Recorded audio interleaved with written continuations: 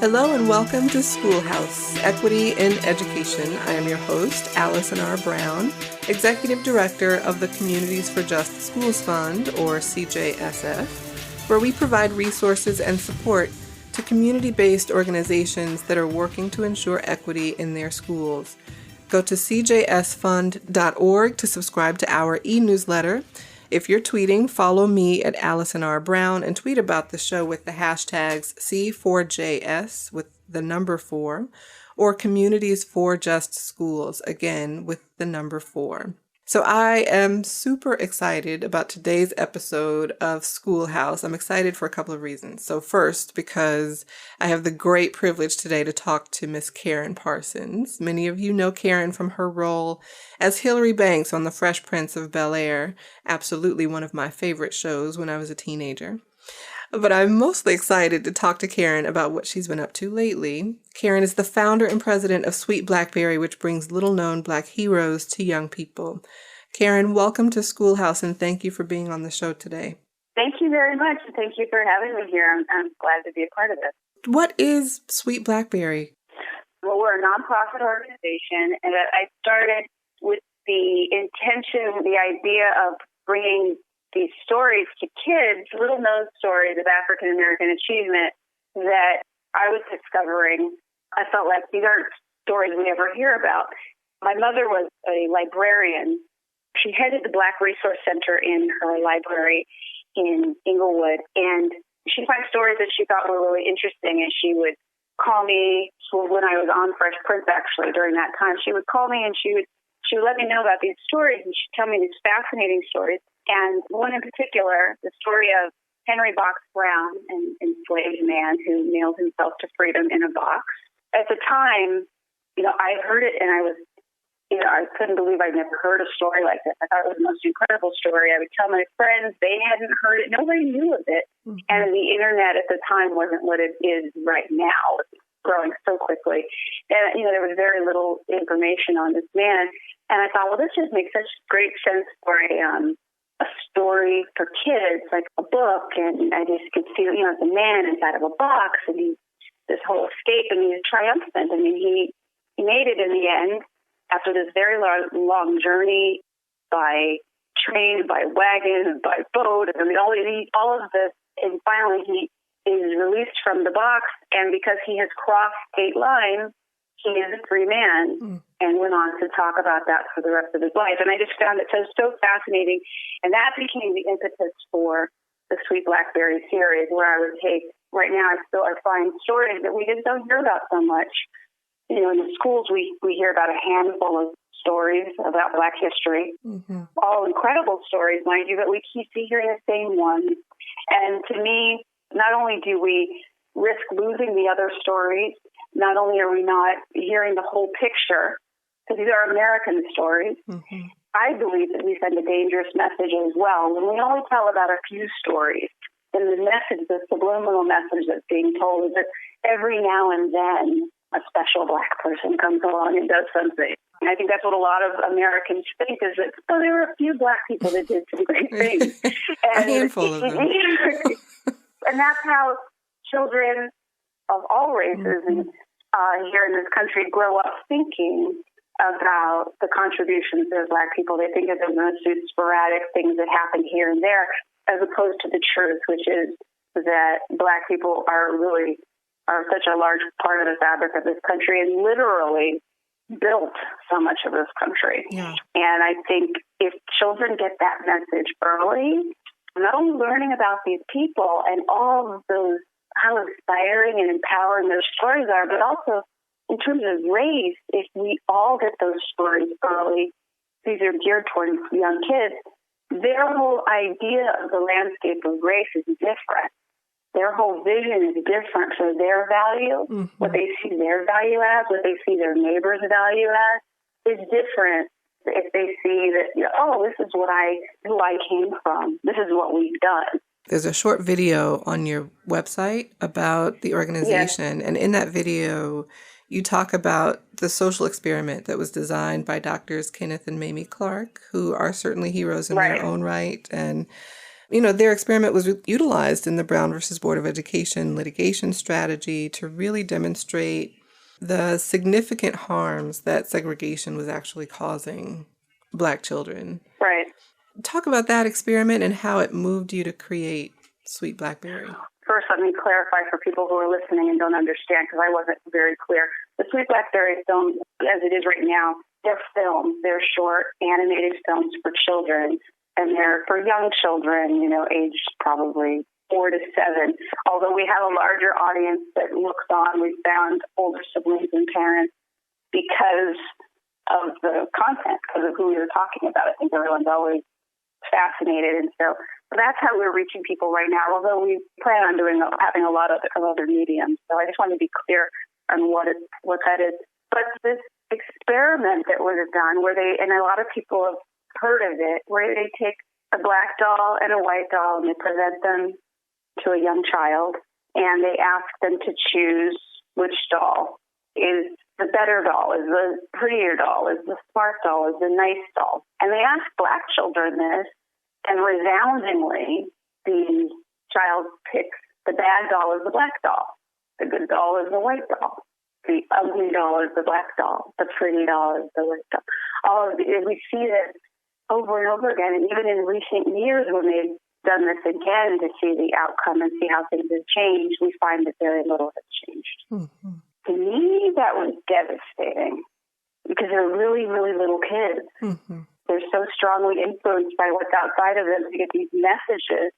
And so what does that do to you? There hasn't even been enough in the whole system and been beaten around by, the injustices of things.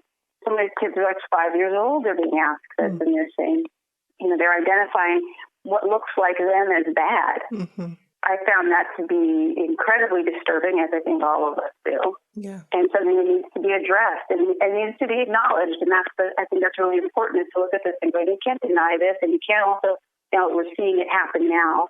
You can't say that this isn't still a huge problem. Yeah. I mean, whatever, with Sweet Blackberry, like I said before, to me, a lot of what we can do is give children positive images and people that look like them, who they can say, hey, I can do that. I'm from this. I can create this. I can invent this. I'm smart.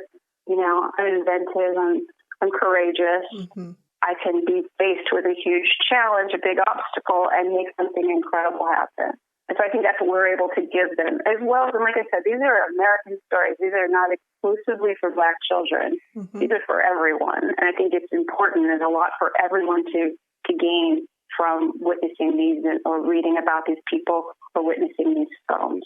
How exactly does Sweet Blackberry work? So the short videos, you're taking them to schools, you're taking them to other places that young people are? What exactly are you doing with the videos? Well, we have it.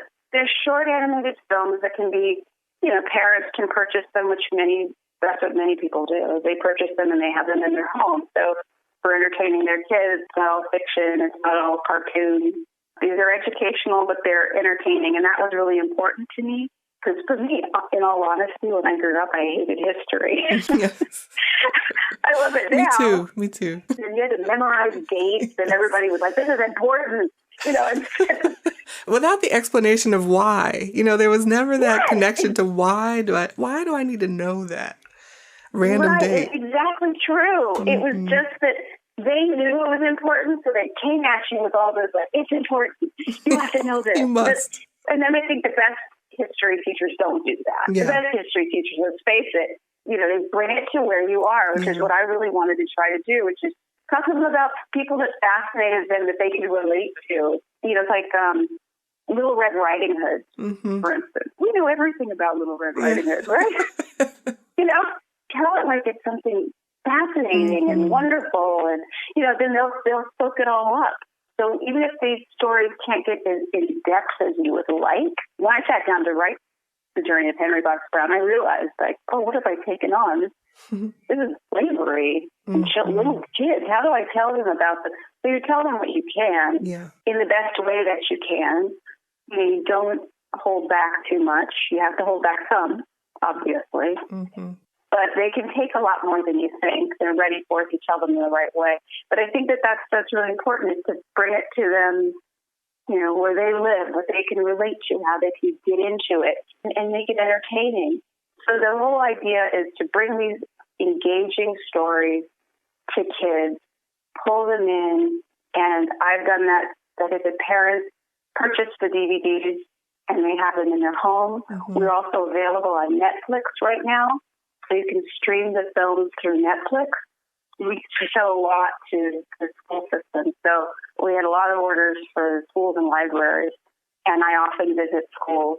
This is my favorite thing to do. I love going to the schools, and I screen the films for the kids, mm-hmm. and if there's time for an exercise, we do that, but we always have extensive question and answer sessions, which are just fantastic, because kids of all ages, and I have little kids, I have pre-K all the way up to like 8th graders that I'll visit. Mm-hmm. The questions run the gamut, from the most obvious things you could think of, the things you could never imagine, to asking about filmmaking. When you get to the older kids, they start talking about how can I make a film like that. Mm-hmm. And that's really fun, too, because I had one school recently made a couple of their own films inspired by Sweet Blackberry films after I left.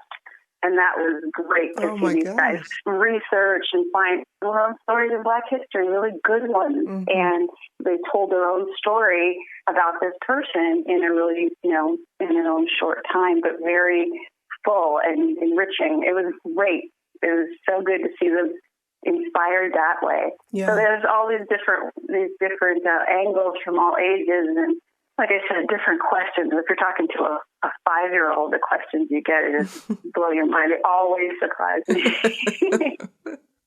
And you're a mommy yourself. How has Sweet Blackberry, how has that been influenced by your being a mommy, and how has it influenced your parenting? Well, the whole thing ultimately came about because of that, because of becoming a mom.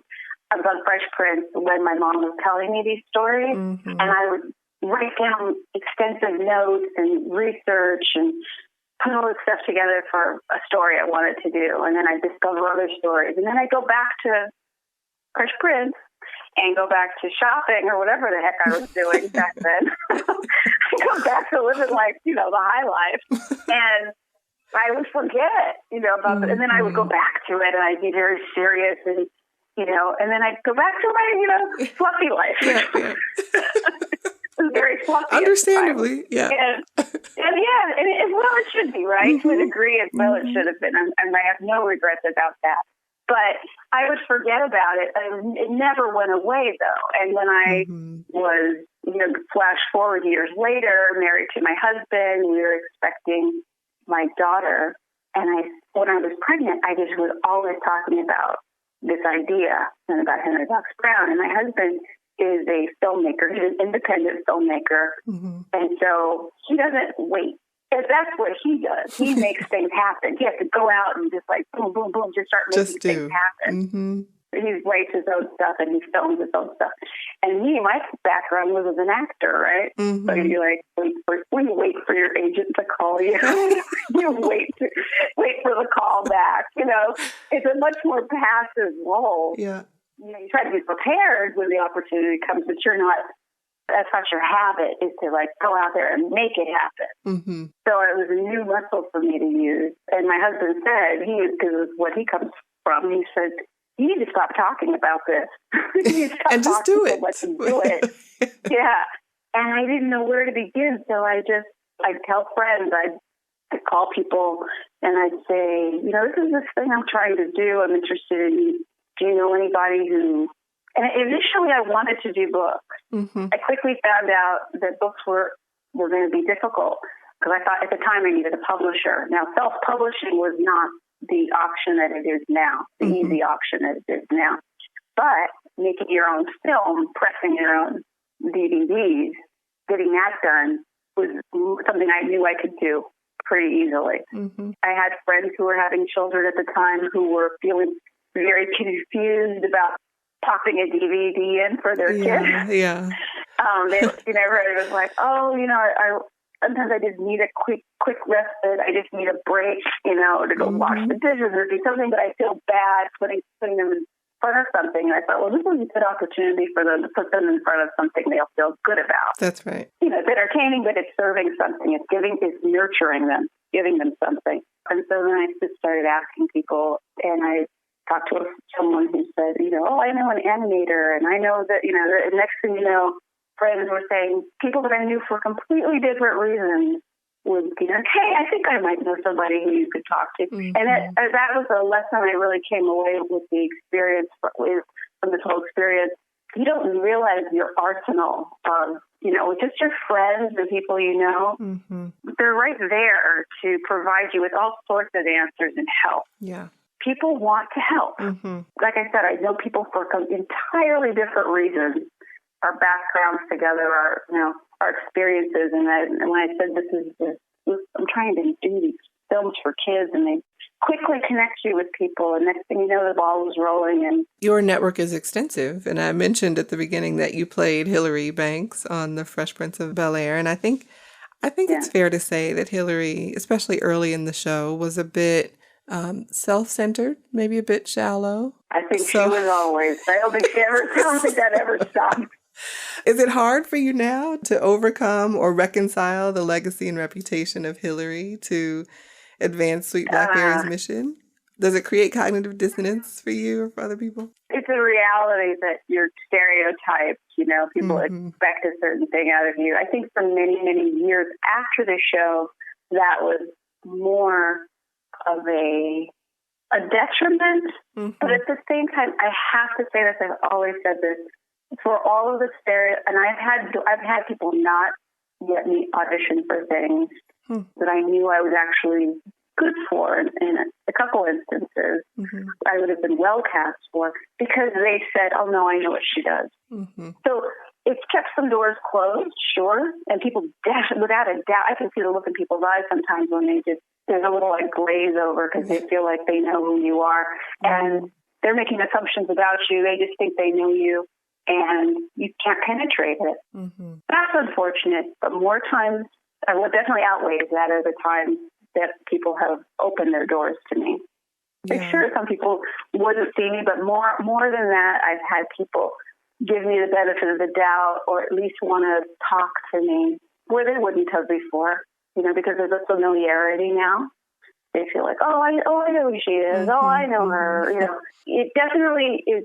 It's not as harmful with Sweet Blackberry as it was when I was auditioning. When I was auditioning to try to do different parts, it was harder. Yeah. When you're just the actress that played it, and you're not auditioning for a part, you're the actress that played it saying, I need to meet with you about my organization. It doesn't harm me as much. I mean, people probably sit in the meeting, and for the first 5 minutes, they're looking at me like, should I take her seriously? Not as much now, because a lot of time has passed. Yeah, that's right. I'm a little older than Hilary, so there's a little bit to be gained with age. Yes, people the gravitas that you now bring. Yeah, but I have a teenager. I've been around a little bit. You take a look at me. I don't look the same as that little girl who was traipsing around in her faux Chanel suit. Yeah, her cashmere sweaters and whatnot. Matching handbag and shoes. Dad, I need $300. Hilary, your cousin Will is here. Hi. Dad, I need $300. What dog did he steal that sweater from? Probably his wife.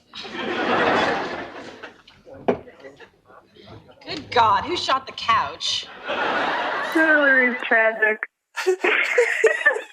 It's fun though. But she was herself bucking stereotypes, of what Black women are and Black women should be, and so there is some legacy there for folks to think about carefully. But I don't know if I'm proud of all that. Yeah. It was different. She was very human.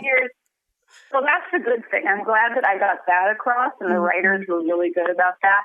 Because I've had so many women come up to me over the years and tap me and whisper, I'm just like you. Or people tell me I'm just like you. And I'm like, that is not something to brag about. You need to don't tell anybody that. Yeah, keep that to yourself. Don't tell anybody. I completely understand it. It took a while for me to step back and look at it and go, oh, okay, I get it. Because to me, the character, as much as I was having fun and, the writers were having a good time, it didn't feel like something that was so original. However, I was able to look back at it later and go, wait, it was for a Black character, to see a Black woman in that light on screen. They existed. That's right. Because I was basing the character very much for my own interpretation on a girlfriend of mine who's white and on a cousin of mine who's actually a guy. But on my cousin, it's just kind of a combination of the two of them. And she was such the balance to the Fresh Prince coming into Bel-Air, to Will Smith's character on the show. I think it just offered a richness of story and narrative that was really important for Black folks to see reflected on the screen, and for everyone to see reflected on the screen. So I'm appreciative. Exactly. And it's like anyone else. There's no one type. There's no two types. There's so many people out there. So I see how it is refreshing to see, throw a whole bunch of, Carltons and Hilarys and Wills and the pot and see what happens, and Uncle Phil's and Jeffrey the Butler. I mean, it is very different. Just to be clear, you are not Hilary. Thank you. Oh, thank you. With Sweet Blackberry, you're doing something very different, and it's really kind of bringing together the power, I think, of people that is so important for young people to see. And, I don't know if you've heard, but there's an election on the horizon. Oh, no, I haven't heard about it. I wish I hadn't heard about it. I know. It's almost over. Oh. But every day I think about, Shirley Chisholm, another hero, and she was the first Black woman elected to U.S. Congress, and in 1972 became the first Black candidate for a major party's nomination for president, and, first woman to run for the Democratic Party's presidential nomination. Given this current political climate, it feels like the work you are doing with Sweet Blackberry is more important than ever. Do you think that's true? And if so, why? Why do you think so? The political climate, I cannot wait. I know. Almost. We are almost there. I think the cultural climate, even more so than this particular political climate, has made, to me, Sweet Blackberry really important. A lot of things that have come up in the last couple of years, they've come up before, but they are here to stay. And Black Lives Matter has a lot to do with making it something that nobody can just push away as oh, that was just trending last week.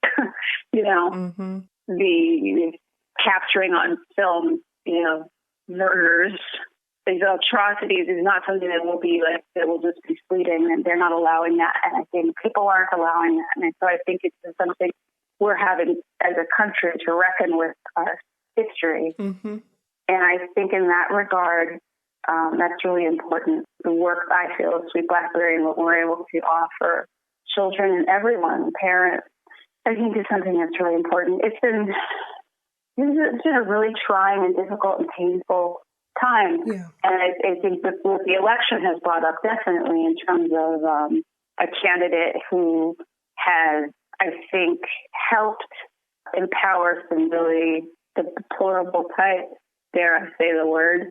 I think he has. There are people out there who are feeling, not like they weren't there before, but I think people are feeling either strength in numbers or legitimacy or or they're feeling like, hey, I didn't realize that's what I felt, but that's what, and it's really a lot of really awful sentiments we're finding out have existed, and they haven't gone away. Things that a lot of us would like to think have gone away haven't gone away. I think with that, it's even more important for us to embolden ourselves and to educate each other, educate about our past, but also, there's a lot of education that's taken place about facing our history and what really has happened in our history and what role Black people have had in our history. And I think about there are certain terms that have come up that are really interesting topics for us to discuss, not to be just angry about. And things like appropriation. I think it's important that we talk about these things. I think it's important that we talk about entitlement. And I think Sweet Blackberry definitely has a place in helping with those discussions and helping our children from a young age as well to kind of get their feet under them and learn something and feel strong and feel proud. When you talk about Black Lives Matter and the movement for Black lives, this is such a critical moment. And that movement activity is really changing the discourse, about race and racial justice in this country. And even just the notion of conversation is so important, and so one thing that resonated with me about Sweet Blackberry is that you really are intending the videos for diverse audiences and really wanting to shape conversation in a way that sees the value and the assets of Black people. That just feels like a really important thing, especially in this moment. So who are some of the heroes whose stories that you are telling with Sweet Blackberry?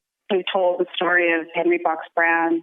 We've told the story of Garrett Morgan. And I should also mention, I think for people who are listening who aren't familiar with Sweet Blackberry, that I'm really proud of this, is that we've had come on board, and this is because this is part of back to what we were talking about before about having been on Fresh Prince for a while, and I've met a lot of people over time, and people I haven't met do still feel like they, oh, I know who she is, or this, and that's helped me be able to reach out to people to come on board and help Sweet Blackberry. And our film, The Journey of Henry Box Brown, was narrated by Alfred Woodard, who I had the good fortune of working with years ago on a miniseries called Gulliver's Travels. She played my queen, and I went running around the little lady in waiting, just like, and when they called me for the part, I was like, Alfred Woodard, I flipped out. I was so excited to be I can imagine. That would be phenomenal. And I'll tell you,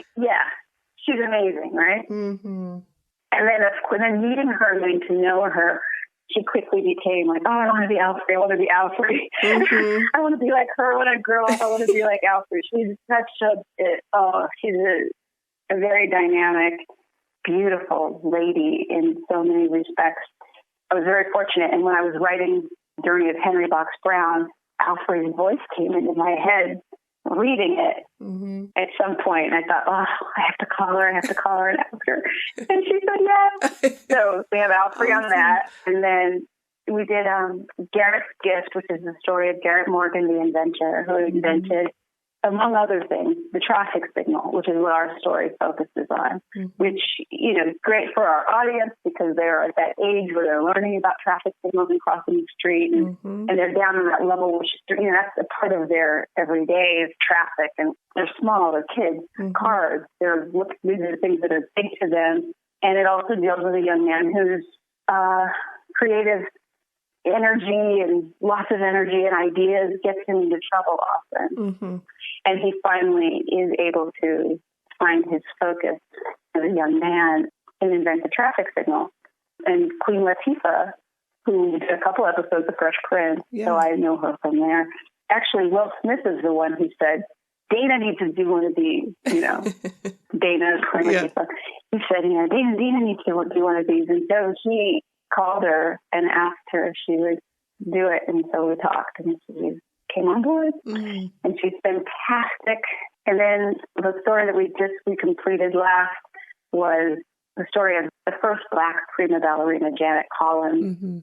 Fascinating story, and she was asked in the 1930s to join the Ballet Russe, the Russian ballet, and it's such a prestigious company, and it's unprecedented for them to ask a Black dancer to dance with them, but they asked her to do it in whiteface. Oh my goodness. She was only 15 and she said no, and which was heartbreaking for her, but she went on to work even harder and became the first Black prima ballerina. She won the Donaldson Award for Best Dancer on Broadway. She became the first regular performer at the Met, even before Marian Anderson, the first Black regular performer. And she's a legendary dancer in the dance world, but everybody knows about her. And I actually found out about her by reading her obituary. That's how I discovered her. Away. And her first cousin is the also legendary dancer Carmen de Lavalade, who was married to Jeffrey Holder. So through this, I met Carmen, who was very helpful, and I met Misty Copeland, who is helpful and wonderful, and some other people. And Chris Rock ended up doing the voice on our film. And he's got daughters, and so he just got the whole wanting to help also empower little girls. Mm-hmm. And so he came on with no problem. So those are some stories that we've told. Mm-hmm. The next story I have on the roster, although I have a few. I have so many. But right now, trying to focus on one. Mm-hmm. I hear stories all the time that I go, oh my God, wow, That one, we have to do that one. Being blown back by people. But Bessie Coleman, the aviator, Mm-hmm. is a story that I love. And mind you, there's a little bit more on Bessie out there than there may be about, Janet Collins. Mm-hmm. However, there's still not enough. Yeah. I still feel like her story is one that enough people don't know about. She was an aviator. She was the first Black international pilot. She was the first Black woman in the state to get a pilot's license. First Black person to have an international pilot's license, was because as a woman and as a Black woman, Mm-hmm. nobody would teach her how to fly in the States. So she had sponsors, people who paid for her to go to France, and there she would sit to Paris, and she learned how to fly. And then she came back, and she was a hero because everybody knew about her at that point. And you look at pictures of her, she's so young, and she's so completely undeterred by everyone else's idea of her limitations. And it's very exciting. You see this woman who's just got so much energy in her face, and she just wants to fly. I want to fly. Mm-hmm. She doesn't care that I'm a woman, I'm Black. Yeah. And, this is Those are crazy not time. hindrances, but yeah, just who she is. Yeah. Mm-hmm. She's just like, no, this is what I want. She's not thinking about, we don't do that. People don't allow that for me. She said, no, this is what I want. How can I do it? Yes. How can I figure my way around this obstacle? And I'm just going to go for it. And that's something else that I think with Sweet Blackberry has always been really important for me to bring to kids, is that, I think you said this before, which is that tremendous obstacles are actually opportunities for greatness. Mm-hmm. That's for adults too. We need to get that to our heads too. That when things are difficult, when things put in obstacles and things in our way, not to look at it as just a deterrent, and instead to say, let's do something here. Let's make this happen. And it is an opportunity to do something great, to do something different, to think outside the box, figure it out, and possibly just crack open a whole other route for people behind you to go, hey, I can go that route too. So she's very inspiring to me, and I want to bring her to other boys and girls and inspire them with her story as well. Karyn Parsons, thank you so much.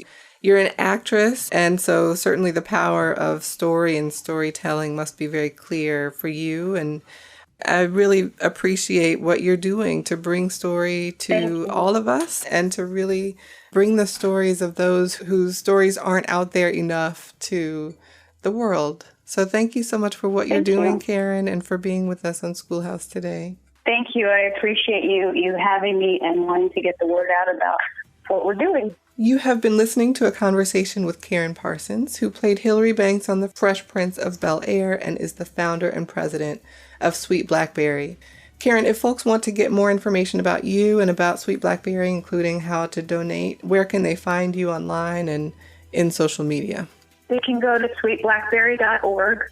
You can donate there on the website, and you can find out more information. Like you said, there's a little video on the website. People can check out more about what we're about, what we're doing. If you want me to come to the school and show the films to the kids and talk to them, you can contact us there to do that as well. SweetBlackberry.org. We're also on Facebook. You look for Sweet Blackberry. And we're on Twitter. I'm so bad at all of remembering it. So how many things are there now? I have Instagram. The Instagram, though, is a little shaky because I feel very resistant to Instagram. There's too many things. I know. Can't keep up. I refuse Instagram. I can't. I won't. I can't keep up. Not enough hours in the day. But yeah, you can go to sweetblackberry.org. And you can visit us at SWT Sweet Blackberry, SWT Blackberry on Twitter. Yeah, check us out. Well, thanks to everyone for listening in. Remember that you can follow me at Allison R. Brown on Twitter and sign up for the Communities for Just Schools Fund newsletter at cjsfund.org. Thanks for listening and have a wonderful week.